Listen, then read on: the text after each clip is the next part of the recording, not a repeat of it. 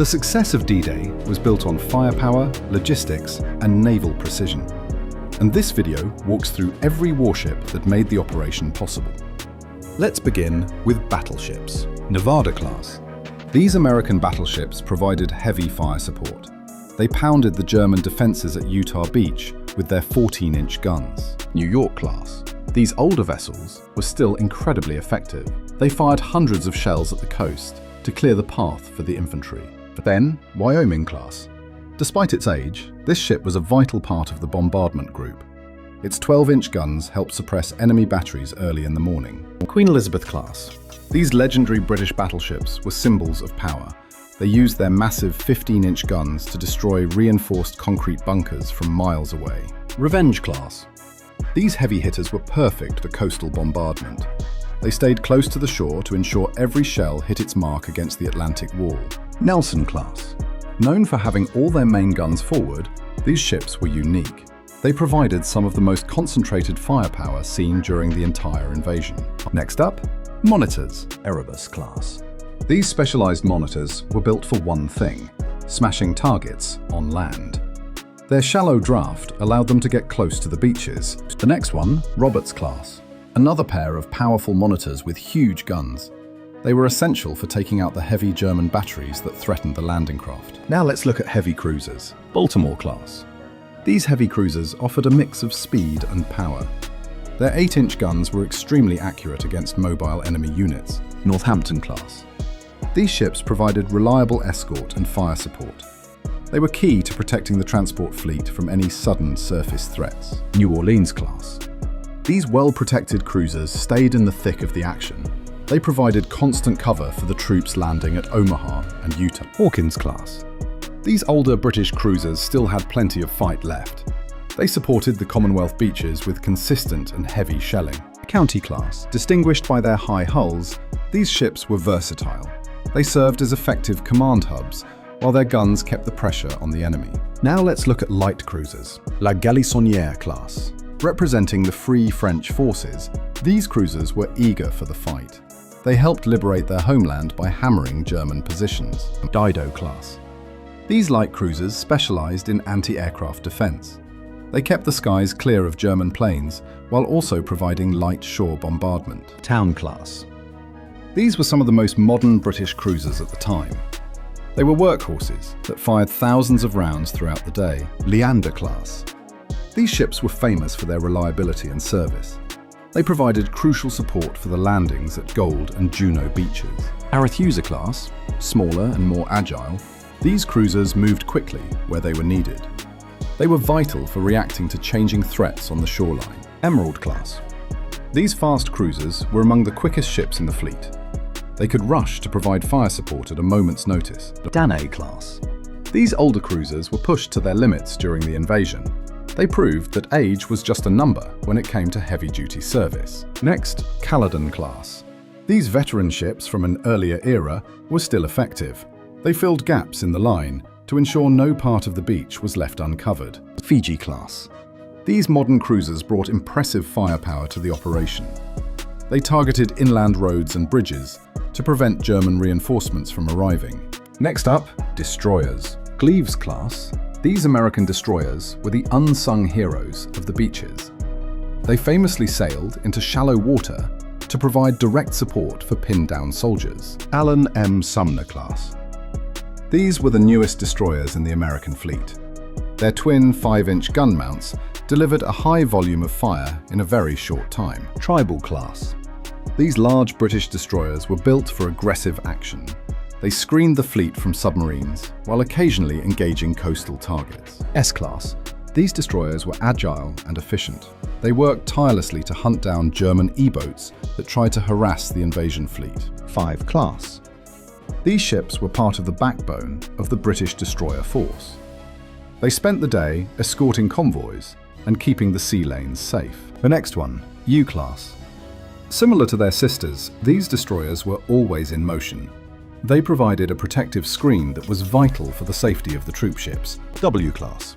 These vessels were dedicated to escorting the massive transport groups. They helped ensure that thousands of men arrived at the beaches safely. Next, J-class. These destroyers were sleek and powerful. They were often at the front of the line, guiding the smaller craft through the minefields. Now this is the K-class. Known for their durability, these ships handled the rough waters of the Channel well. They provided a steady platform for anti-aircraft and surface fire. N-class. These destroyers served with several different Allied navies. They showed the international spirit of the invasion while providing excellent support. Now this is the F-class. These older destroyers were reliable workhorses.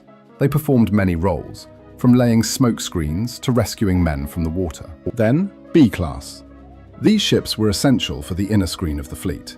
They stayed close to the landing areas to provide immediate protection. Hunt class. These smaller destroyers were designed for escort duty. They were perfect for navigating the crowded waters near the landing beaches. Then, Grom class. These Polish destroyers fought with incredible bravery. They were determined to help liberate Europe and took the fight directly to the enemy. Next, Barrasque class. These French ships were vital for the liberation effort. They provided close-in fire support and helped secure the flanks of the invasion. Wickes Clemson class. These old four-stacker destroyers were converted into fast transports. They carried elite units like the Rangers and Commandos directly to their objectives. Now let's look at small combatants. Flores class. These Dutch ships were small but packed a heavy punch. They were praised for their accurate fire against German coastal batteries. River class. These ships were built for long-range escort duty. They protected the vital supply lines that kept the invasion moving forward. Captain class. These American-built frigates served with the British. They were excellent submarine hunters that kept the English Channel safe. Flower class. These legendary little ships were the heroes of the Atlantic. During D-Day, they escorted the slow-moving supply ships through dangerous waters. Castle class. An improved version of the earlier corvettes. They were more stable and better equipped to handle the chaotic conditions of the Channel. Black Swan class. These were some of the best anti-aircraft and anti-submarine vessels. They provided a high level of protection for the most valuable ships. Let's move on to minesweepers. Banger class. These minesweepers were the first to arrive. They cleared the paths through the German minefields under the cover of darkness. Admiral class. These American minesweepers were tough and reliable. They worked close to the shore to ensure the landing craft would not hit any hidden traps. Ork Catherine class. These versatile ships served as minesweepers and escorts. They were essential for maintaining the safe lanes of travel for the entire fleet. Continuing with support and transport, LSH. These served as the brains of the operation.